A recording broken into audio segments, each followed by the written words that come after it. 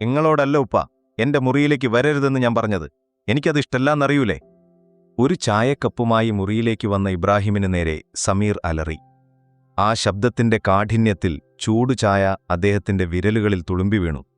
ചില്ലുകപ്പ് കൈവിറച്ച് നിലത്തേക്ക് ടപ്പേ എന്ന ശബ്ദത്തോടെ അത് ചിതറിത്തെറിച്ചു. മോനെ, ചായ! പൊള്ളിയ വിരലുകളിലെ നീറ്റലിനേക്കാൾ വേഗത്തിൽ ആ അലർച്ച ഇബ്രാഹിമിന്റെ നെഞ്ചിലാണ് തുളച്ചുകയറിയത്. അദ്ദേഹം പതറിയ സ്വരത്തിൽ പറയാൻ ശ്രമിച്ചു, എനിക്ക് വേണ്ട, ഒന്നും വേണ്ട, ഇങ്ങടെ കയ്യിന്ന് കൊണ്ടുപോ. ഇനിയൊന്നും കേൾക്കാനില്ലെന്ന മട്ടിൽ അവൻ സർവശക്തിയുമെടുത്ത് ഉപ്പാന്റെ മുഖത്തിനു നേരെ വാതിൽ കൊട്ടിയടച്ചു. ഭേ! ആ ശബ്ദം ഇബ്രാഹിമിന്റെ നെഞ്ചിലാണ് കൊണ്ടത്. വാതിലിന്റെ പാളിയിൽ തട്ടി വിരലുകൾ ചെറുതായി മുറിഞ്ഞു. ചുവന്ന രക്തം ചായക്കൊപ്പം നിലത്തേക്കിറ്റി. പക്ഷേ അതിനേക്കാൾ വേഗത്തിൽ ആ ശബ്ദം അദ്ദേഹത്തിന്റെ കൽബ് മുറിച്ചിരുന്നു. നിലത്തു വീണ ചില്ലുകൾക്കിടയിൽ ഒന്നും പറയാനാകാതെ നിറഞ്ഞുവന്ന കണ്ണുകൾ മകനെ കാണിക്കാതെ തുടച്ചുകൊണ്ട് അദ്ദേഹം തല താഴ്ത്തി. കാലുകൾക്ക് അവിശ്വസനീയമായ ഭാരം വെച്ച പോലെ ഓരോ ചുവടും ഒരു യുഗം പോലെ നീണ്ടു. നിലത്തെ ചായയും ചില്ലും തുടയ്ക്കാൻ പോലുമാവാതെ അദ്ദേഹം തളർന്നു നടന്നു. തന്റെ മുറിയിലെത്തി കട്ടിലിൽ തളർന്നിരുന്ന് ചുമരിലെ മങ്ങിയ പെയിന്റിലേക്കും കറങ്ങാൻ മടിക്കുന്ന പഴയ ഫാനിലേക്കും നോക്കി അദ്ദേഹം കണ്ണുകൾ നിറച്ചു. പടച്ചോനെ, എന്റെ മോൻ എന്നെ വെറുക്കുന്നതെന്തിനാ റബ്ബേ എന്നൊരു നേർത്ത തേങ്ങൽ ആ ചുണ്ടുകളിൽ നിന്നും അടർന്നു വീണു. വാതിലിനിപ്പുറം സമീർ വാതിലിൽ ചാരി നിന്ന് കിതയ്ക്കുകയായിരുന്നു. അവന്റെ നെഞ്ച് ദേഷ്യം കൊണ്ട് വേഗത്തിൽ ഉയർന്നു താഴ്ന്നു. മുഷ്ടി ചുരുട്ടി അവൻ ഭിത്തിയിലിടിച്ചു. ഭിത്തിയിൽ വിങ്ങിപ്പൊട്ടിയ അവന്റെ കൈകളേക്കാൾ അവന്റെ മനസ്സു വേദനിച്ചു. എന്റെ ഉമ്മ മരിച്ചതല്ല, ഉപ്പ കൊന്നതാ. എനിക്കറിയാം, സ്നേഹിക്കാൻ അറിയാത്ത മനുഷ്യൻ. വെറുപ്പാണ്. എനിക്കെന്റെ ഉപ്പാനെ കാണുന്നതേ വെറുപ്പാണ്. അവന്റെ മുറി ഉമ്മ സജ്നയുടെ ഓർമ്മകളുടെ ഒരു ശവകുടീരമായിരുന്നു. ഭിത്തിയിൽ നിറയെ ചിരിക്കുന്ന ഉമ്മയുടെ വലിയ ഫോട്ടോ. അതിലേക്ക് നോക്കുമ്പോൾ അവന്റെ കണ്ണുകളിലെ കനൽ അണയില്ല. പഴയ തടിപ്പെട്ടിക്കുള്ളിൽ ഉമ്മയുടെ കൊലുസുകളും അവസാനമായി ഉപയോഗിച്ച തട്ടങ്ങളും സ്നേഹത്തോടെ സൂക്ഷിച്ചു വച്ചിരിക്കുന്നു. ഇടയ്ക്കിടെ അവനെടുത്ത് ആ തട്ടത്തിന്റെ മണം പിടിക്കും. പണ്ട് ഉപയോഗിച്ചിരുന്ന മൈലാഞ്ചിയുടെയും നേർത്ത മുല്ലപ്പൂവിന്റെയും ഗന്ധം. കാലമിത്ര കഴിഞ്ഞിട്ടും മായാത്ത ഉമ്മയുടെ ഗന്ധം. ഉമ്മയില്ലാത്ത ഓരോ ദിവസത്തിനും തന്റെ ഈ അനാഥത്വത്തിനും ഒരേയൊരു ഉത്തരവാദിയേ ഉള്ളൂ, ആ വാതിലിനു പുറത്തു വേദനിക്കുന്ന ആ മനുഷ്യൻ. ഇല്ല, ഉപ്പയെ ഞാനിനി ഒരിക്കലും സ്നേഹിക്കില്ല, പൊറുക്കില്ല. എനിക്കതിന് കഴിയില്ല. ഓരോ ദിവസം കഴിയുംതോറും ഞാൻ കൂടുതൽ കൂടുതൽ വെറുക്കുകയുള്ളൂ. അവൻ ഉമ്മയുടെ ഫോട്ടോയെ സാക്ഷിയാക്കി മനസ്സിൽ ആണയിട്ടു. വർഷങ്ങൾ കഴിയുംതോറും അവന് ഉമ്മയോടുള്ള സ്നേഹം ആഴത്തിലുള്ളതായി, ഉപ്പയോടുള്ള വെറുപ്പ് പാറ പോലെ ഉറച്ചതുമായി. അവന്റെ വെറുപ്പിന് ആഴത്തിലുള്ള പടർന്നു പന്തലിച്ച വേരുകളുണ്ടായിരുന്നു. കുട്ടിക്കാലത്തെ മങ്ങിയ ഓർമ്മകളിൽ, ബന്ധുവീടുകളിലെ അടക്കിപ്പിടിച്ച സംസാരങ്ങൾ വിഷമുള്ളുകൾ പോലെ അവന്റെ കാതുകളിൽ തുളച്ചുകയറിയിരുന്നു. 5 or 6 വയസ്സുള്ളപ്പോൾ ഒരു പെരുന്നാൾ ദിവസം, ബിരിയാണിയുടെയും അത്തറിന്റെയും മണം നിറഞ്ഞ വീട്. കുട്ടികൾ മുറ്റത്തോടിക്കളിക്കുന്നു. അവൻ മാത്രം ഉമ്മയെ കാണാതെ മുതിർന്നവർ സംസാരിക്കുന്ന മുറിയുടെ വാതിൽക്കൽ മറഞ്ഞു നിന്നു. മുതിർന്നവരുടെ പൊട്ടിച്ചിരികൾക്കിടയിൽ സാരികളുടെയും വളകളുടെയും കിളുക്കത്തിനപ്പുറം വല്യമ്മയുടെ ശബ്ദം അവൻ തിരിച്ചറിഞ്ഞു. പടച്ചോൻ പൊറുക്കട്ടെ, ആ സജ്ന ഒരു പാവമായിരുന്നു. സ്വർഗത്തിൽ വെച്ച് കാണട്ടെ നമ്മളെ. അവന്റെ ഒരു ഗൾഫ്. അന്ന് എനിക്ക് 2 വയസ്സുള്ളപ്പോ ഇബ്രാഹിമിന്റെ കൂടെ ഗൾഫിലേക്ക് പോയതിൽ പിന്നെയാ അവളെ വയ്യാതെ കാണാൻ തുടങ്ങിയതെന്ന വല്യമ്മ പറഞ്ഞത്. അതല്ല, പൈസേന്റെ കാര്യം പറഞ്ഞ് അവൻ അവളുടെ ഉപ്പനോട് വഴക്കിട്ടിരുന്നത്രേ. തറവാട് സ്വത്ത് കിട്ടാൻ വേണ്ടിയായിരുന്നു ആ നോട്ടം. അത് നടക്കാതെ വന്നപ്പോഴാ ദേഷ്യത്തിന് ഇവളെയും മുട്ടി ഗൾഫിലേക്ക് പോയത്, ഈ പിഞ്ചു കുഞ്ഞിനെയും കൊണ്ട്. എന്നിട്ടെന്തായി? 1 വർഷം തികഞ്ഞില്ല, എന്റെ കുട്ടി മരിച്ചു. മറ്റൊരാൾ കൂടി അതിൽ പങ്കുചേർന്നു. ആരോടും പറയാതെയാ കൊണ്ടുപോയത്. ഇവിടെ ചികിത്സിക്കാൻ പൈസ ചെലവാകുമെന്ന് പേടിച്ചിട്ടാവും. അവസാനം ഒരു ജഡം മാത്രം ഇങ്ങോട്ട് കൊണ്ടുവന്നു. ആ സംഭാഷണങ്ങൾ സമീറിന്റെ കുഞ്ഞു മനസ്സിൽ മായാത്ത ചിത്രങ്ങൾ മരച്ചിട്ടു. ഉപ്പ പണത്തിനു വേണ്ടി ഉമ്മയെ ദ്രോഹിച്ചു. ഉപ്പ ഉമ്മയെ ഗൾഫിൽ കൊണ്ടുപോയി കൊന്നു. ആ ചിന്ത അവന്റെ രക്തത്തിൽ അലിഞ്ഞു ചേർന്നു. പൈസ, ഗൾഫ്, മരണം. ഈ 3 വാക്കുകൾ അവന്റെ മനസ്സിൽ ഉപ്പ എന്ന ഒറ്റ ഉത്തരത്തിൽ തറഞ്ഞു നിന്നു. ബന്ധുക്കളുടെ സഹതാപം നിറഞ്ഞ നോട്ടങ്ങൾ ആ വിശ്വാസത്തെ ഊട്ടിയുറപ്പിച്ചു. ആരും അവനോട് സത്യം പറഞ്ഞില്ല. അല്ലെങ്കിൽ അവൻ കേൾക്കാനാഗ്രഹിച്ച നുണകൾ അവർ പറഞ്ഞുകൊണ്ടേയിരുന്നു. അന്ന്, ആ പെരുന്നാളിന്റെ അന്ന് ദൂരെ നിന്ന് നടന്നുവന്നിരുന്ന ഉപ്പയെ കണ്ട് അവൻ ഓടിയൊളിച്ചു. ആദ്യമായി തന്റെ ഉപ്പയെ അവൻ ഭയപ്പെട്ടു. വർത്തമാനകാലം. സമീറിന് 24 വയസ്സ്. ബിരുദം കഴിഞ്ഞ് ജോലിക്കൊന്നും ശ്രമിക്കാതെ ഉമ്മയുടെ ഓർമ്മകളിൽ അവൻ സ്വയം തളച്ചിട്ടു. ആ വീടൊരു വീടായിരുന്നില്ല, അതൊരു ശ്മശാനമൂകതയായിരുന്നു. ഇബ്രാഹിം വൃത്തിയാക്കി വെച്ച മുറികളിൽ പൊടിയില്ലായിരുന്നു, പക്ഷേ ജീവനുണ്ടായിരുന്നില്ല. അത്താഴം കഴിക്കുമ്പോൾ പ്ലേറ്റുകളുടെയും സ്പൂണുകളുടെയും ശബ്ദം മാത്രം. ഇബ്രാഹിം ഉണ്ടാക്കിയ ഭക്ഷണം രുചിയില്ലാതെ പോലെ അവൻ കഴിച്ചു. മോനെ, ഇന്ന് പള്ളിയിൽ ഇബ്രാഹിം എന്തെങ്കിലും ചോദിക്കാൻ ശ്രമിച്ചാൽ മറുപടി ഫോണിൽ നിന്ന് കണ്ണെടുക്കാതെയാവും. കൂട്ടുകാരും വന്നില്ലേ? ഇല്ല. നിനക്കും എന്തെങ്കിലും വാങ്ങാനുണ്ടോ? ഒന്നു വേണ്ട. ഓരോ നിശബ്ദതയും ഇബ്രാഹിമിന്റെ നെഞ്ചിൽ ഭാരമായി അമർന്നു. മകന്റെ മുഖത്തൊന്നു നോക്കി സ്നേഹത്തോടെ സംസാരിക്കാൻ ആ ഉപ്പ കൊതിച്ചു. ഒറ്റയ്ക്കിരിക്കുമ്പോൾ മുറിയടച്ച് സമീർ ഉമ്മയുടെ ഫോട്ടോയോടെ സംസാരിക്കും. ആ പൊടി പിടിച്ച ആ ഫോട്ടോ ഫ്രെയിം തുടച്ചു വൃത്തിയാക്കി അവൻ അതിൽ ചുംബിക്കും. ഉമ്മ. അയാൾ ഇന്നും എന്നോട് ചിരിക്കാൻ നോക്കി. എനിക്ക് അറപ്പ് തോന്നി. നിങ്ങളുടെ ഈ ചിരിക്കുന്ന മുഖമോർത്തപ്പോ എനിക്ക് ദേഷ്യം അടക്കാനായില്ല. നിങ്ങൾക്കിത് തന്ന ആ മനുഷ്യനെ ഞാൻ വെറുതെ വിടില്ല. നിങ്ങൾ എത്ര വേദനിച്ചോ അതിന്റെ ഇരട്ടി ഞാൻ അയാളെ വേദനിപ്പിക്കും. ഓരോ ദിവസവും അയാൾ എന്റെ കൺമുന്നിൽ നീറണം. ഇതെന്റെ വാക്കാ. അവന്റെ ഉള്ളിലെ ഈ കനൽ അവന്റെ ജീവിതത്തെയും ബാധിച്ചിരുന്നു. കൂട്ടുകാർ വൈകുന്നേരങ്ങളിൽ കളിക്കാൻ വിളിച്ചാൽ അവൻ പോകില്ല. എനിക്ക് വരാൻ പറ്റില്ല എന്നു പറഞ്ഞ് ഫോൺ കട്ട് ചെയ്യും. അവന്റെ ലോകം ഉമ്മയുടെ ഓർമ്മകളും ഉപ്പയോടുള്ള അടങ്ങാത്ത പ്രതികാരവും മാത്രമായി ചുരുങ്ങി. ഇബ്രാഹിം എന്ന മനുഷ്യൻ ആ വീട്ടിൽ ജീവിക്കുന്ന ഒരു നിഴൽ മാത്രമായി. രാത്രിയിൽ മകന്റെ മുറിയിലെ വെളിച്ചം അണയുന്നതുവരെ ഉറങ്ങാതെ കാത്തിരിക്കുന്ന ഒരു നിഴൽ. ഒരു മഴ പെയ്തു തോർന്ന സായാഹ്നം. ടെറസിൽ മുറിങ്ങിയാനിട്ട തുണിയെടുക്കാൻ കയറിയതായിരുന്നു ഇബ്രാഹിം. തുലാമഴയുടെ ഈർപ്പത്തിൽ പായൽ പിടിച്ച സ്ലാബിൽ കാലുവഴുതി. അല്ലാഹ്! അതൊരു നിലവിളിയായിരുന്നില്ല, ഒരു നേർത്ത നിരങ്ങം മാത്രമായിരുന്നു. മുറ്റത്തെ ചെടിച്ചട്ടികൾ തട്ടിമറിച്ച് ആ ശരീരം താഴേക്ക് പതിക്കുന്ന ശബ്ദം കേട്ടാണ് സമീർ മുറിയിൽ നിന്നോടിയിറങ്ങിയത്. മുറ്റത്ത് നനഞ്ഞ മണ്ണിൽ ചെടിച്ചട്ടിയുടെ ചുവന്ന കഷ്ണങ്ങൾക്കിടയിൽ രക്തത്തിൽ കുളിച്ചുകിടക്കുന്ന ഇബ്രാഹിമിനെയാണ് അവൻ കണ്ടത്. ഒരു നിമിഷം അവന്റെ കാലുകൾ നിശ്ചലമായി. ഭയമായിരുന്നില്ല, അതൊരു തരം മരവിപ്പായിരുന്നു. മനസ്സിന്റെ ഉള്ളിൽ ഒരു പൈശാചികമായ സന്തോഷം മൊട്ടിട്ടു. പടച്ചോൻ എന്റെ ഉമ്മാന്റെ കണ്ണുനീർ കണ്ടു. വൈകിയാണെങ്കിലും. ഹോസ്പിറ്റലിൽ ഡെറ്റോളിന്റെ മണമുള്ള ഇടനാഴിയിൽ ഡോക്ടറുടെ വാക്കുകൾ അവന് കൂടുതൽ പ്രചോദനം നൽകി. നട്ടെല്ലിനാണ് ക്ഷതം. സർജറി കഴിഞ്ഞു. പക്ഷേ ഇനിയുള്ള കാലം ചിലപ്പോൾ ഉപ്പ കിടക്കയിൽ തന്നെയാവും. ഫിസിയോതെറാപ്പി ചെയ്തു നോക്കാം. എങ്കിലും സമീർ ഭാവഭേദമില്ലാതെ എല്ലാം കേട്ടുനിന്നു. ജീവിതം മാറിമറിഞ്ഞു. കിടപ്പിലായ ചലനശേഷി നഷ്ടംപെട്ട ഉപ്പയെ നോക്കേണ്ട ചുമതല പൂർണ്ണമായും സമീറിനായി. വീട്ടിലേക്ക് വീൽചെയറിൽ കൊണ്ടുവന്ന ഉപ്പയെ മുറിയിലാക്കി സമീർ അരികത്ത് ചെന്ന് നിന്ന് പറയും, ഇത് തുടക്കം മാത്രമാ. എന്റെ ഉമ്മാനെ ഇല്ലാണ്ടാക്കിയതിൽ പടച്ച റബ്ബ് തന്നതാ ഇങ്ങനെ കിടന്ന് നരകിക്കാനുണ്ട്. ഓരോ ദിവസവും ഞാൻ നിങ്ങൾ ഓർമ്മിപ്പിക്കും എന്റെ ഉമ്മ അനുഭവിച്ച വേദന എന്തായിരുന്നുവെന്ന്. സംസാരിക്കാൻ പറ്റാതെ, തൊണ്ടയിൽ നിന്ന് ശബ്ദം പുറത്തുവരാതെ ഇബ്രാഹിം കൈകൾ അണക്കാൻ ശ്രമിച്ചു. കണ്ണുനീർ കവിളിലൂടെ ഒഴുകി. അങ്ങനെ പറയല്ലേ മോനെ ഞാൻ എന്ന ആ കണ്ണുകൾ യാചിച്ചു. പക്ഷേ സമീർ ആ കണ്ണുകളിലേക്ക് നോക്കിയില്ല. അവൻ തിരിഞ്ഞു നടന്നു. തന്റെ മുറിയിലെ ഉമ്മയുടെ ഫോട്ടോയ്ക്ക് മുന്നിൽ ചെന്ന് പറഞ്ഞു, ഉമ്മ, നീതി കിട്ടിത്തുടങ്ങി. വെറുപ്പോടെയാണെങ്കിലും സമീർ ഉപ്പയെ പരിചരിച്ചു. അതൊരു പരിചരണമായിരുന്നില്ല, ശിക്ഷ നടപ്പാക്കലായിരുന്നു. മലമൂത്ര വിസർജനം വൃത്തിയാക്കുമ്പോൾ അവൻ പല്ലിറുമി. മുറിയിലെ മണം സഹിക്കാനാവാതെ മൂക്കുപൊത്തി. ഇതൊന്നും എന്റെ ഉമ്മ അനുഭവിച്ച വേദനയുടെ അടുത്തെത്തില്ല എന്നവൻ സ്വയം പറയും.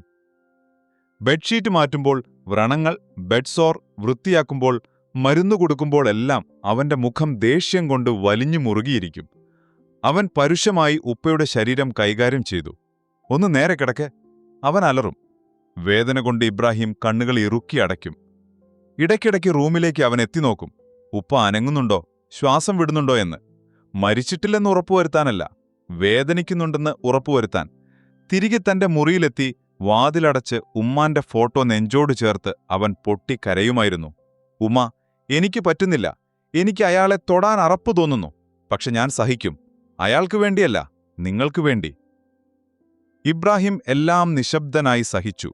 മകന്റെ വെറുപ്പു നിറഞ്ഞ നോട്ടം, പരുഷമായ പെരുമാറ്റം. ഓരോ തവണയും സമീർ മുറിയിലേക്ക് വരുമ്പോൾ ആ കണ്ണുകളിൽ പ്രതീക്ഷ നിറയും. മോനെ എന്ന് വിളിക്കാൻ ആ ഹൃദയം വെമ്പും. പക്ഷെ സമീറിന്റെ കണ്ണുകളിലെ കനൽ കാണുമ്പോൾ അദ്ദേഹം കണ്ണുകൾ ഇറുക്കി അടയ്ക്കും. മകന്റെ കൈകൊണ്ടുള്ള ഓരോ പരുക്കൻ സ്പർശനവും, അവൻ നീട്ടിവെക്കുന്ന ഭക്ഷണവും കണ്ണീരോടെ കഴിച്ചിറക്കി. തന്റെ ഈ അവസ്ഥയിൽ പോലും മകന്റെ ഈ വെറുപ്പിന്റെ കാരണമെന്താണെന്നറിയാതെ ആ പിതാവ് നീറി. ഒരു ദിവസം ഉപ്പയുടെ മുറി വൃത്തിയാക്കുകയായിരുന്നു സമീർ. പഴയ അലമാരയിൽ അടുക്കിവെച്ച തുണികൾക്കിടയിൽ നിന്നാണ് ഉമ്മയുടെ പേരെഴുതിയ ഒരു പഴയ മെഡിക്കൽ ഫയൽ കിട്ടിയത്. സജിന ഇബ്രാഹിം എന്ന് മങ്ങിയ മഷിയിൽ എഴുതിയിരിക്കുന്നു. പൊടി പിടിച്ച ആ ഫയൽ അവൻ ദേഷ്യത്തോടെ വലിച്ചെടുത്തു. ഇതൊക്കെ എന്തിനാ ഇയാൾ ഇപ്പോഴും സൂക്ഷിക്കുന്നത്? അവനത് വലിച്ചെറിയാൻ നോക്കി. അപ്പോഴാണ് അതിലെ ഒരു പേജിൽ ഡിപ്പാർട്ട്മെന്റ് ഓഫ് ഓങ്കോളജി എന്ന് ചുവന്ന മഷിയിൽ സീൽ ചെയ്തിരിക്കുന്നത് അവൻ കണ്ടത്. ഓങ്കോളജിയോ? ആ വാക്ക് അവന് മനസ്സിലായില്ല.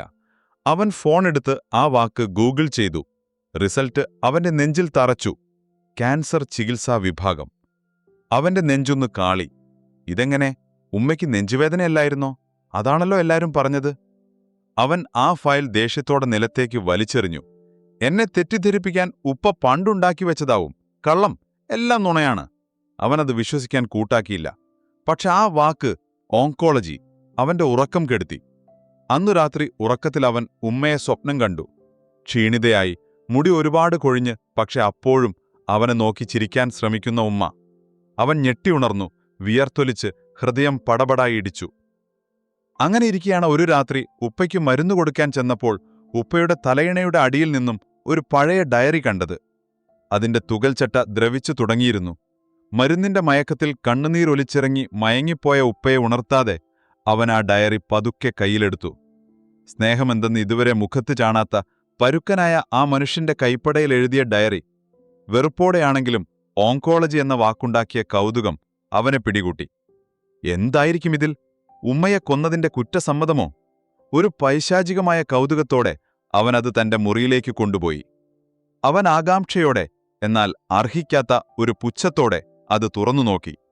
ആദ്യ പേജിൽ മനോഹരമായ കൈപ്പടയിൽ ഇങ്ങനെ എഴുതിയിരിക്കുന്നു: കൂടെ ജീവിച്ച് കൊതി തീരാതെ പോയ എന്റെ പ്രിയപ്പെട്ട സജ്നയ്ക്ക്. സമീറിന്റെ കൈകൾ വിറച്ചു. കൊതി തീരാതെ പോയതോ? അവൻ പുച്ഛത്തോടെ അടുത്ത പേജ് മറിച്ചു. കട്ടിലിലിരുന്ന് പേജുകൾ മറിക്കാൻ തുടങ്ങി. വിസിറ്റിംഗ് വിസയ്ക്ക് അവളെ ഇങ്ങോട്ട് കൊണ്ടുവന്നപ്പോൾ ആദ്യം ആവശ്യപ്പെട്ടത് ഉംറ ചെയ്യണം ഇക്ക എന്നായിരുന്നു. ഇവിടെ വന്നിട്ട് വലിയ മാളുകളോ പാർക്കോ കാണാനല്ല അവൾ വാശി പിടിച്ചത്. ബുർജ് ഖലീഫയുടെ മുന്നിൽ നിന്ന് ഫോട്ടോ എടുക്കാൻ പോലും അവൾ നിന്നില്ല. പേജുകൾ മറിക്കും തോറും താൻ ഇന്നുവരെ കാണാത്ത സ്നേഹനിധിയായ ഒരു ഉപ്പയുടെ ചിത്രം ആ വരികളിൽ തെളിയുന്നത് സമീർ അവിശ്വസനീയമായി വായിച്ചു.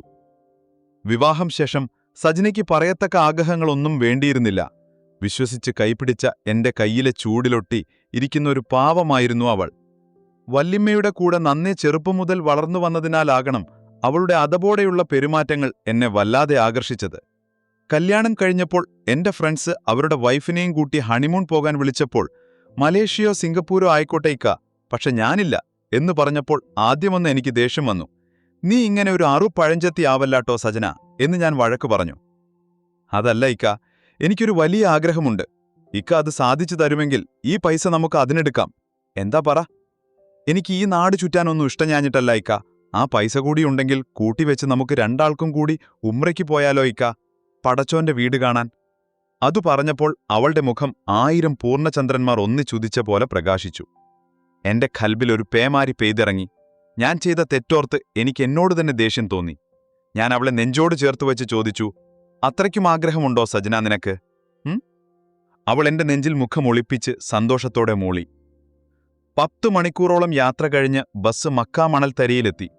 തായിഫിൽ നിന്നും ഇഹ്റാം കെട്ടി ഞാൻ ആ വെള്ളത്തുണിയുമായി വന്നപ്പോൾ അവൾ എന്നെ കുറേ നേരം നോക്കി നിന്നു. എന്നിട്ട് പറഞ്ഞു, ഇക്കാനെ ഏറ്റവും ഭംഗിയിൽ ഞാൻ കണ്ടത് ഈ വസ്ത്രത്തിലാട്ടോ എന്ന്. ഇത്രയേറെ ചെത്തി സ്റ്റൈലാക്കി നടന്നിട്ടും അവൾ എന്റെ ഡ്രസ് കോഡിനെപ്പറ്റി ഇന്നുവരെ പറയാതിരുന്നത് ഇതിനായിരിക്കുമല്ലേ? ഞാൻ മനസ്സിൽ മന്ത്രിച്ചു. ഹറമിന്റെ മുറ്റത്തേക്ക് കാലെടുത്തു വെച്ചപ്പോൾ തന്നെ അവൾ വിതുമ്പുന്നുണ്ടായിരുന്നു. കഅബ കണ്ടതും അവൾ കരയാൻ തുടങ്ങി. ചെറിയ കുഞ്ഞുങ്ങളെപ്പോലെ വാവിട്ടി കരയുന്നത് കണ്ടപ്പോൾ എനിക്കും പിടിച്ചു നിൽക്കാനായില്ല. ഞാനും കരഞ്ഞുപോയി. തവാഫ് ചെയ്യുമ്പോൾ ആ തിരക്കിനിടയിൽ അവൾ എന്റെ മുന്നിൽ കൂട്ടം തെറ്റാതിരിക്കാൻ ഞാൻ ശ്രദ്ധിച്ചിരുന്നു. എന്റെ കൈ അവളുടെ കൈയിൽ മുറുകെ പിടിച്ചിരുന്നു. 7 തവാഫും കഴിഞ്ഞ് ഞങ്ങൾ സഫ മർവ ഇടയിലെ നടത്തം തുടങ്ങുന്നേരം അവളുടെ കാലുകൾ പൊട്ടിക്കീറി തുടങ്ങിയിരുന്നു. പുതിയ ചെരുപ്പിട്ടതുകൊണ്ടല്ല, അവളുടെ കാല് നീറുവെച്ച് വീർത്തിരിക്കുകയായിരുന്നു. നടക്കാൻ അവൾ നന്നേ പ്രയാസപ്പെടുന്നു. ഞാൻ വീൽചെയർ എടുക്കാമെന്ന് പറഞ്ഞിട്ടും അവൾ സമ്മതിച്ചില്ല. വേണ്ടയിക്ക, എനിക്ക് നടക്കണം. ഹാജറ ബീവി നടന്ന വഴിയല്ലേ. കാലുവേദനയുണ്ടോ സജിന? ചെറുതായിട്ടുണ്ടിക്ക, സാരല്ല, ഞാൻ നടന്നോളാ എന്നവൾ ചിരിച്ചുകൊണ്ട് പറഞ്ഞപ്പോൾ എനിക്കുറപ്പായിരുന്നു അവൾക്ക് നടക്കാൻ പറ്റൂല. അവൾ അത്രയേറെ അവശ്യായിട്ടുണ്ടെന്ന്. കാരണം അവളെ കാർന്ന് തിന്നുകൊണ്ടിരിക്കുന്നുണ്ടായിരുന്നു. തലമുടിയൊക്കെ കൊഴിഞ്ഞു പോകും വിധം അവളെ കാർന്ന് തിന്നുന്ന ഒരുവൻ. അവളുടെ അടങ്ങാത്ത സ്വപ്നം ഞാൻ പൂർത്തിയാക്കുമ്പോഴും ബ്രസ്റ്റ് ക്യാൻസർ എന്റെ പ്രിയപ്പെട്ടവളുടെ ശരീരത്തിലൂടെ രോമങ്ങൾക്കിടയിലൂടെ ആഴ്ന്നിറങ്ങുന്നുണ്ടായിരുന്നുവെന്ന് ഞാൻ അറിഞ്ഞിട്ടും അറിയാത്ത ഭാവം നടിക്കുകയായിരുന്നു. കാരണം അത് അവളുടെ അവസാനത്തെ ആഗ്രഹമായിരുന്നു. സഴി ചെയ്യുമ്പോൾ ഇടയ്ക്കിടയ്ക്ക് അവൾ വേദന വരുമ്പോൾ എന്നെ മുറുക്കി പിടിക്കുമായിരുന്നു. പല്ല് കടിച്ചുപിടിച്ച് അവൾ ആ വേദന സഹിക്കും. അവളുടെ പിടി മുറുകുമ്പോൾ എനിക്കറിയാമായിരുന്നു അവൾ വേദനയുടെ പാരമ്യത്തിലാണെന്ന്. എന്നിട്ട് കൈകൾ ഉയർത്തി റബ്ബിനോട് കരഞ്ഞ് ദുആ ചെയ്യുമായിരുന്നു. എനിക്കൊന്നുമില്ല എന്ന മട്ടിൽ അവൾ വീണ്ടും മുന്നോട്ട് നീങ്ങുമായിരുന്നു. ഉംറ കഴിഞ്ഞു അവിടെ അല്പം വിശ്രമിക്കാൻ ഞങ്ങളിരുന്നപ്പോൾ അവൾ പറഞ്ഞു, ഇക്കാ, ഇങ്ങളെ മടിയിൽ ഞാൻ തലവച്ച് ഈ പുണ്യഭൂമിയിൽ ഒന്ന് കിടന്നോട്ടെ. എനിക്ക് ഖുർആൻ ഓതി തരാമോ? മറുത്തൊന്നും പറയാതെ ഞാൻ അവളെ എൻ്റെ മടിയിൽ കിടത്തി. അവൾ പറഞ്ഞ സൂറത്തുകൾ ഓതിക്കൊടുത്തു. എൻ്റെ വിരലുകൾ അവളുടെ കീമോതെറാപ്പി തുടങ്ങാനിരുന്ന മുടിയിഴകളിലൂടെ ഓടി നടന്നു. അവസാനം അവൾ വീണ്ടും കരഞ്ഞപ്പോൾ ഞാൻ പറഞ്ഞു, ആ സജന, ഇതാ നിന്റെ പ്രശ്നട്ടോ. എന്തേലും ആഗ്രഹം പറഞ്ഞ് അത് സാധിപ്പിച്ചു കഴിഞ്ഞാൽ നീ കരയും. അത് കാണാൻ എനിക്ക് കഴിയൂലാന്ന് അറിയൂലേ നിനക്ക്? ഇക്ക, എന്നോട് പൊറുക്കണം.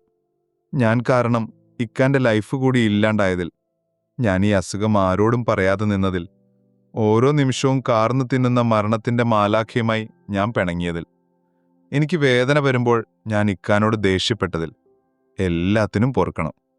അങ്ങനെയൊന്നും പറയല്ലേ സജന. നീയില്ലാതെ എനിക്കെന്ത് ലൈഫ്? എല്ലാം റാഹത്താവും. പടച്ചോ നമ്മളെ കൈവിടില്ല. വേദന വരുന്നുണ്ടിക്ക, ഞാനൊന്ന് കിടന്നോട്ടെ എന്നും പറഞ്ഞവൾ എൻ്റെ മടിയിൽ തലവെച്ചപ്പോൾ ആ ജനസാഗരത്തിൻ്റെ മുൻപിൽ ഞാനും അവളും മാത്രം നാഥന്റെ നോട്ടം കിട്ടിയവരെ പോലെ ആയി മാറി. സിനിമയും പാട്ടുമൊക്കെ ആയൊരു മായിക ലോകത്ത് ആർമാദിച്ച് മതിച്ചു നടന്നിരുന്ന എന്നെ പള്ളിമിനാരത്തിലെ ബാങ്കൊലിക്ക് എത്രത്തോളം വിലയുണ്ടെന്ന് അറിയിച്ചവൾ അവളാണ്. ഒടുക്കം നെഞ്ചിലൊരു ചെറിയ മുഴ കണ്ട് ഡോക്ടറെ കാണിച്ച നേരം അവരാണെന്നോട് പറഞ്ഞത് അവൾക്ക് ഈ അസുഖമാണെന്ന്. എന്റെ നെഞ്ചിൽ അമർന്നവൾ അന്ന് എത്ര കരഞ്ഞിട്ടുണ്ടെന്നറിയാമോ? ആരോടും പറയരുത്, എന്റെ മടിയിൽ കിടന്ന് മരിച്ചാൽ മതി, ഇവിടെ ചികിത്സിച്ചാൽ മതിയെന്നും ആരും അറിയണ്ടായെന്നും ഒക്കെ പറഞ്ഞ് എന്നെ പ്രയാസപ്പെടുത്തി വാശിയിൽ നിന്നവൾ. അവളുടെ വീട്ടുകാരറിഞ്ഞാൽ ഉമ്മയില്ലാത്ത അവൾക്ക് താങ്ങാകില്ലെന്ന് അവൾ ഭയന്നു. അവസാനം അസുഖം വല്ലാണ്ടായപ്പോ, കീമോ തുടങ്ങാറായപ്പോ ഞങ്ങൾ നാട്ടിലേക്ക് വന്നു. മോൻ അന്ന് ഒന്നും മനസ്സിലാക്കാൻ പറ്റാത്ത പ്രായവും. വളരെ പെട്ടെന്നുള്ള അവളുടെ മരണം എല്ലാവരിലും സംശയം ജനിപ്പിച്ചു. അവളുടെ വീട്ടുകാരെ കൂടെ വളർന്ന എന്റെ പൊന്നുമോനിപ്പോ ഞാൻ ഒന്നുമില്ലാത്തവനുമായി മാറി. ഉപ്പ എന്തോ മാറാരോഗം വരാൻ അവിടുന്ന് കീതുകൂട്ടിയെന്നൊക്കെ പറഞ്ഞ് ഞാൻ എൻ്റെ മോന്റെ മനസ്സിൽ ശത്രുവായി. ഇല്ല മോനെ, നിന്റെ ഉപ്പ പാവമാ. നിന്റെ ഉമ്മയുടെ സ്നേഹം നീ അറിയാതെ പോയപ്പോ, എനിക്ക് അവളുടെ കൂടെ ജീവിച്ചു കൊതി തീരാണ്ട് പറ്റാണ്ട് പോയപ്പോ ഞാനെന്ന മനുഷ്യൻ പരുക്കനായി മാറി. പക്ഷെ ഈ ഉപ്പയ്ക്ക് നിന്നെ വേണം. നിന്റെ ഉമ്മയുടെ ഓർമ്മയായ നിന്നെ ഉമ്മ വെക്കണം, ഈ മടിയിലിരുത്തണം. നിന്റെ ഉമ്മ ഒരുപാട് രാത്രികളിൽ വേദന കടിച്ചമർത്തുമ്പോഴും ആശ്വാസമുണ്ടിക്ക ഈ മടിത്തട്ട് എന്ന് പറഞ്ഞ എൻ്റെ ഈ മടിയിൽ. ഡയറി വായിച്ച് അവസാനിപ്പിക്കുമ്പോഴേക്കും സമീറിന്റെ കാഴ്ച കണ്ണുനീരിൽ മുങ്ങി. അവന്റെ കൈകൾ വിറച്ച് ഡയറി കയ്യിൽ നിന്ന് നിലത്തേക്ക് വീണു. അവന് ശ്വാസം കിട്ടുന്നില്ലായിരുന്നു. വർഷങ്ങളായി അവൻ ഉള്ളിൽ കൊണ്ട് നടന്ന വെറുപ്പിന്റെ പാറക്കെട്ട് ഒരു നിമിഷം കൊണ്ട് തകർന്ന് തരിപ്പണമായി. ഉപ്പയുടെ മുറിയിലേക്ക് അവൻ ഓടുകയായിരുന്നില്ല, ഇഴയുകയായിരുന്നു. ഉപ്പ, ഉപ്പ, എണീക്കുപ്പ, ഇത് ഞാനാ, നിങ്ങളുടെ മോൻ. അവൻ അലറിക്കരഞ്ഞുകൊണ്ട് ഉപ്പയുടെ ചലനമില്ലാത്ത കൈകളിൽ ചേർത്തു പിടിച്ചു. ഉപ്പ പതുക്കെ കണ്ണുകൾ തുറന്ന് അവനെ നോക്കി. ആ കണ്ണുകളിലും നീരുറവ പൊട്ടി. എന്നോട് പൊറുക്കുപ്പ, എന്നോട് പൊറുക്ക്. ഉമ്മക്ക് ക്യാൻസർ ആയിരുന്നു ഉപ്പ. എൻ്റെ ഉമ്മയുടെ ഏറ്റവും പ്രിയപ്പെട്ട, എൻ്റെ ഉമ്മയെ ജീവനതുല്യം സ്നേഹിച്ച എൻ്റെ ഉപ്പാനെ ഞാൻ ഇത്രയും കാലം അറിയാതെ. യാ അല്ലാഹ്, ഞാൻ എന്താ ഈ ചെയ്തേ? ആ 4 ചുമരുകൾക്കുള്ളിൽ അവൻ തൻ്റെ സങ്കടക്കടൽ പെയ്തു തീർത്തു. ഞാൻ നിങ്ങളെ വേദനിപ്പിച്ചു. എൻ്റെ ഉമ്മ പൊറുക്കില്ല ഉപ്പ എന്നോട്. അച്ഛൻ്റെയും മകൻ്റെയും കണ്ണുനീർ ഒന്നു ചേർന്നു. വാക്കുകൾ ആവശ്യമില്ലാത്ത ലോകത്തിലെ ഏറ്റവും വലിയ മാപ്പുസാക്ഷിത്വം ആ മുറിയിൽ നടന്നു. അവൻ ആ കട്ടിലിൽ ഉപ്പയുടെ നെഞ്ചിൽ മുഖം ചേർത്ത് കിടന്നു. വർഷങ്ങൾക്ക് ശേഷം ആദ്യമായി ഇബ്രാഹിമിന്റെ ഒരു കൈ പണിപ്പെട്ടുയർന്ന് തന്റെ മകന്റെ മുടിയിഴകളെ തലോടി. ആ സ്പർശനത്തിൽ എല്ലാ വെറുപ്പും അലിഞ്ഞില്ലാതായി. പിറ്റേന്ന് നേരം പുലർന്നത് ആ വീട്ടിൽ പുതിയൊരു വെളിച്ചവുമായാണ്. മാസങ്ങൾ കടന്നുപോയി. ആ വീട്ടിലെ ശ്മശാനമോഗതയ്ക്ക് പകരം സ്നേഹത്തിന്റെ ഈർപ്പം നിറഞ്ഞു. സമീർ ഇപ്പോൾ ഉപ്പയെ പരിചരിക്കുന്നത് വെറുപ്പോടെയല്ല, പ്രായശ്ചിത്തം ചെയ്യുന്ന ഒരു ഭക്തന്റെ മനസ്സോടെയാണ്. ഉപ്പ, വാ, നമുക്കിന്ന് ബാൽക്കണിയിലിരിക്കാം. അവൻ ഉപ്പയെ താങ്ങിയെടുത്ത് വീൽചെയറിലിരുത്തി. അവൻ ഉപ്പയെ കുളിപ്പിച്ചു, താടി വടിച്ചു കൊടുത്തു, ഏറ്റവും നല്ല വസ്ത്രങ്ങൾ ധരിപ്പിച്ചു. എല്ലാത്തിനും കൂടെ നിന്ന് സമീർ അവന്റെ ഉപ്പാനെ നോക്കുന്നു. ഉപ്പാന്റെ മോനായി. ജന്നത്തിന്റെ കവാടത്തിലൂടെ അവനെ നോക്കി പുഞ്ചിരിക്കുന്ന ഉമ്മയുടെ പൊന്നോമനയായി. ബന്ധുക്കൾ ഈ മാറ്റം കണ്ട് അത്ഭുതപ്പെട്ടു. ഒരു ദിവസം വല്യമ്മയും ഇളാമ്മമാരും അവനെ ഉപദേശിക്കാൻ വന്നു. മോനെ സമീറെ, നീ ഇതെന്ത് ഭാവിച്ച? അവനോട് ഇത്ര സ്നേഹമൊന്നും വേണ്ട. അവൻ നിന്റെ ഉമ്മയോട് ചെയ്തത്. സമീർ അവരെ കൈ ഉയർത്തി തടഞ്ഞു. ശാന്തമായി പക്ഷെ ദൃഢമായി അവൻ പറഞ്ഞു, വേണ്ട വല്യമ്മ, ഇനി ഒന്നും പറയരുത്. എനിക്ക് സത്യമറിയാം. എന്റെ ഉപ്പ ഒരു പാവമാ. എന്റെ ഉമ്മയുടെ ജീവനായിരുന്നു. അറിയാതെ പറഞ്ഞുപോയതിനൊന്നും ഞാൻ നിങ്ങളെ കുറ്റപ്പെടുത്തില്ല. കാരണം എന്റെ കൽബിൽ വിഷനെറിയാൻ ഞാനും നിന്നു തന്നു. പക്ഷെ ഇനി എന്റെ ഉപ്പാനെക്കുറിച്ച് ഒരക്ഷരം ആരും പറഞ്ഞു പോകരുത്. ഇതെന്റെ ഉപ്പയാണ്. അവന്റെ വാക്കുകളിലെ ദൃഢത അവരെ നിശബ്ദരാക്കി. അപകടത്തിനു ശേഷം സംസാരശേഷി പൂർണ്ണമായി നഷ്ടപ്പെട്ട ഉപ്പയും സമീറും ഇപ്പോൾ കണ്ണുകളിലൂടെയാണ് സംസാരിച്ചത്. സ്പർശനത്തിലൂടെയാണ് സ്നേഹം പങ്കുവച്ചത്. ഉപ്പയുടെ കണ്ണ് ജനലിലേക്ക് നീങ്ങിയാൽ സമീറിനറിയാം പുറത്തെ കാറ്റുകൊള്ളകമെന്ന്. വൈകുന്നേരങ്ങളിൽ സമീർ ഉപ്പയെ വീൽചെയറിൽ മുറ്റത്തിറക്കും. എന്നിട്ട് ഉപ്പയുടെ മടിയിൽ തലവെച്ച് കിടക്കും. ഡയറിയിൽ ഉമ്മ കിടന്ന അതേ മടിത്തട്ടിൽ. ഉപ്പ, എനിക്ക് ഖുർആൻ ഓതിത്തരാ. ഇബ്രാഹിം പുഞ്ചിരിച്ചുകൊണ്ട് അവന്റെ തലയിൽ തലോടും. അപ്പോൾ സമീർ തന്നെ ഉമ്മയുടെ ഡയറിയിൽ എഴുതിയ ആ സൂറത്തുകൾ ഓതും. ഉപ്പ, എനിക്കൊരാഗ്രഹമുണ്ട്. ഒരിക്കൽ കൂടി ഉപ്പാനെയും കൊണ്ട് എനിക്ക് ആ മണലിൽ പോകണം. ഉമ്മ ദിക്റ് ചൊല്ലിയ, ഖുർആൻ ഓതിയ, വേദന വരുമ്പോൾ ഉപ്പാന്റെ മടിയിലിരുന്ന ആ പുണ്യഭൂമിയിൽ പോയി എനിക്ക് ദുആ ചെയ്യണം. എന്റെ ഉപ്പയ്ക്കു വേണ്ടി, ഉമ്മയ്ക്കു വേണ്ടി. ഉമ്മയുടെ ആഗ്രഹം പോലെ ഉപ്പയെ ഇഹ്റാമിന്റെ വസ്ത്രത്തിൽ എനിക്ക് കാണണം. ഇബ്രാഹിമിന്റെ കണ്ണുകൾ വീണ്ടും നിറഞ്ഞു. ഒരു വാക്കുകൊണ്ടുപോലും നോവിക്കാതെ പൊന്നുപോലെ ഉപ്പാനെ ഇനിയുള്ള കാലം ഞാൻ നോക്കും, ഇൻഷാ അല്ലാ. അവൻ ഉപ്പയുടെ ചലനമില്ലാത്ത കാലുകൾ പതുക്കെ തടവിക്കൊടുത്തു. മക്ക. ലക്ഷക്കണക്കിന് ആറുകൾക്കിടയിലൂടെ ലബ്ബൈക്ക് അല്ലാഹുമ്മ ലബ്ബൈക്ക് എന്ന തൽബിയത്തിന്റെ അലയോലികൾക്കിടയിൽ സമീർ ഒരു വീൽചെയർ തള്ളിക്കൊണ്ട് നീങ്ങുന്നു. അതിൽ ഇബ്രാഹിം ഇഹ്റാമിന്റെ വേഷത്തിൽ നിർവൃതിയോടെ ഇരിക്കുന്നു. കാവയുടെ മുന്നിൽ വെച്ച് സമീർ ആ വീൽചെയറിന് മുന്നിൽ മുട്ടുകുത്തി. ഉപ്പ, ഇതാണ് ഉമ്മ കാണാൻ ആഗ്രഹിച്ച കാബ. ഇതാണ് ഉമ്മ സ്നേഹിച്ച, അത്രയും ഞാൻ സ്നേഹിക്കുന്ന എന്റെ ഉപ്പ. അവൻ ഉപ്പയുടെ ചുളിവുകൾ വീണ വിറയ്ക്കുന്ന കൈകളിൽ ചുംബിച്ചു. ഇബ്രാഹിം തന്റെ മകന്റെ നിറകയിൽ കൈവച്ച് അനുഗ്രഹിച്ചു. ആ കണ്ണുകളിൽ നിന്നൊഴുകിയത് പശ്ചാത്താപത്തിന്റെ അല്ല, സന്തോഷത്തിന്റെ കണ്ണുനീരായിരുന്നു. ചില സ്നേഹങ്ങൾ അങ്ങനെയാണ്. കൽബിന്റെ ഉള്ളിലൊരു മക്ക പണിതുയർത്തും. തൊവാഫ് ചെയ്യാൻ കാബ തന്നെ വേണമെന്നില്ല. സ്നേഹിക്കുന്നവരെ ചുറ്റി നടന്നാലും മതി. സമീർ തന്റെ തെറ്റ് തിരുത്തിയിരുന്നു. വൈകിയാണെങ്കിലും ഭൂമിയിലെ തന്റെ സ്വർഗമായ ഉപ്പയുടെ സ്നേഹത്തിൽ അവൻ പുതിയൊരു ജീവിതം കണ്ടെത്തി. ചിലർക്കു വേണ്ടി സത്യങ്ങൾ മറച്ചുവെക്കുമ്പോഴും കാൽച്ചുവട്ടിലൂടെ മണ്ണുകൾ ഇടിഞ്ഞു പോകുന്ന നേരം ഓർക്കുക. ജീവിതം സുന്ദരമാക്കാനും ഇരുളിലാക്കാനും ജീവിച്ചിരിക്കുന്നവർക്കേ സാധിക്കൂ എന്ന്.